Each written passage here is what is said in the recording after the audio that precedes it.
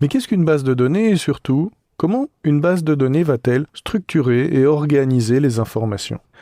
D'abord, une base de données, c'est un conteneur qui va regrouper un certain nombre de données sous forme, si nous parlons des bases de données traditionnelles qui sont dans le modèle relationnel et qui sont MySQL, SQL Server, Oracle, etc., c'est-à-dire la quasi-majorité des bases de données que vous allez utiliser en développement, les bases de données relationnelles organisent les données à l'intérieur de tables, et ces tables vont être liées par des relations.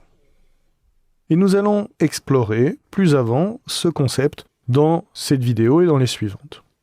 Sachez qu'il y a un modèle émergent qui va vous permettre éventuellement de résoudre d'autres problématiques ou de répondre à d'autres besoins, et qui est le modèle NoSQL. Donc je trouve intéressant que vous sachiez juste superficiellement de quoi il s'agit. Ça vous permet éventuellement, selon ensuite vos besoins de développement, de faire un choix entre les deux modèles, en sachant que le modèle relationnel est le modèle le plus abouti et celui qui est encore maintenant le modèle dominant dans le monde des bases de données. Mais le modèle NoSQL est, on pourrait dire, un format, une façon plus simplifiée de stocker les données dans deux formats principaux, soit sous forme de documents, nous l'avons vu avec MongoDB, c'est-à-dire de documents JSON. J'insiste sur ce point parce que quand nous parlons de documents dans une base de données comme MongoDB, nous ne parlons pas de documents Word ou de PDF, nous parlons bien d'une façon structurée de stocker les informations. Et nous avons un modèle simplifié également sous forme de paire clé-valeur. Donc certains moteurs NoSQL stockent les données sous forme de paire clé-valeur. Qu'est-ce que ça veut dire une paire clé-valeur ?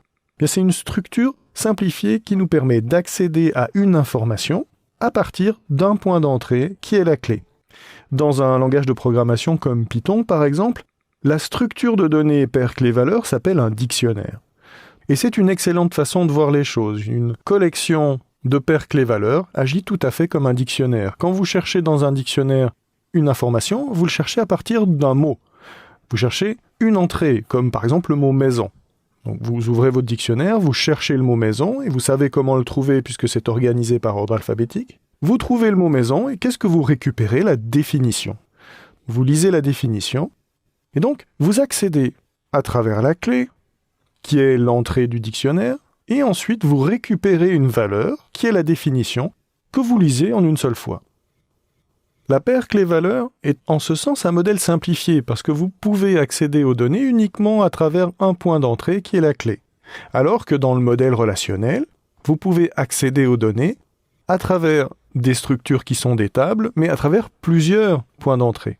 Donc ça implique également que dans le modèle relationnel, vos tables soient mieux structurées. C'est donc une structuration plus complexe, mais vous avez une richesse et une souplesse d'accès aux données structurées qui est plus grande qu'à travers une paire clé-valeur. L'accès à la paire clé-valeur peut être intéressant dans certains cas d'utilisation. Imaginez, vous maintenez un site web et vous voulez qu'un utilisateur enregistré puisse accéder à son profil. Bien, vous allez toujours accéder au profil avec l'identifiant de l'utilisateur. Dans ce cas, une organisation en paire clé-valeur peut être intéressante, car vous savez que toutes vos requêtes, tous vos appels seront faits en mentionnant l'identifiant de l'utilisateur.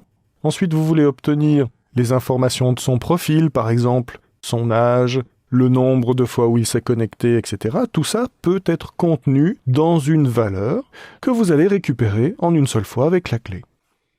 Et dans ce sens, le modèle document, comme dans MongoDB, est une forme de modèle de paire clé-valeur, car très souvent, on va accéder à un document un peu complexe, qui va être la valeur, à travers une clé qui va être le point d'entrée à ce document.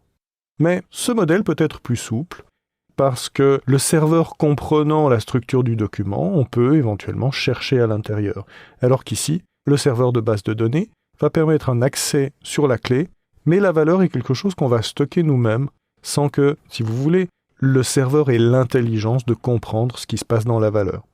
Il y a toujours un accès à travers la clé, et puis on récupérera au niveau de notre code client toute la valeur et on le traitera au niveau de notre code. Donc voilà, c'était pour spécifier ces deux types de structures de données, de bases de données. Nous allons parler maintenant plus avant du modèle relationnel et de la structure des tables.